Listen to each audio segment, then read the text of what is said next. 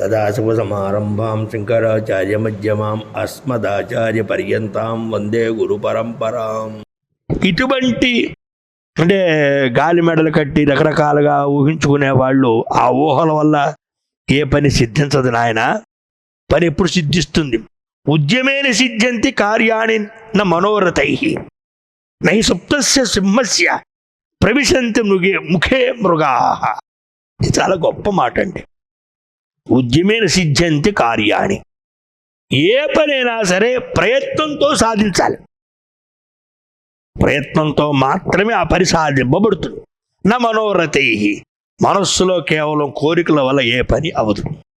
శ్రీరామచంద్ర ప్రభు సముద్ర తీరాన్ని యువతల కూర్చుని ఆయన సీతమ్మ తల్లి లంకలో ఉందని తెలిసి, అష్టకష్టాలు పడుతుందని తెలిసి, అనే ప్రాణాపాయ స్థితిలో ఉందని కూడా తెలిసి అయ్యో సీత అయ్యో సీత అయ్యో సీత ఏడుస్తూ, నువ్వు సీత ఎలా వస్తుంది, సీత ఏం చేస్తే వస్తుంది, ఏం చేస్తే వస్తుంది అని నిరంతరం ఆలోచిస్తుంటే వస్తుందా? వెంటనే ఆయన ఆలోచన పక్కన పెట్టాడు. సముద్రం మీద సేతు నిర్మాణం చేశాడు.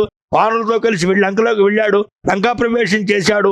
రావణాలను సంహారం చేశాడు. సీతను తీసుకొచ్చాడు. ఉద్యమేన సిద్ధ్యంతి కార్యాన్ని.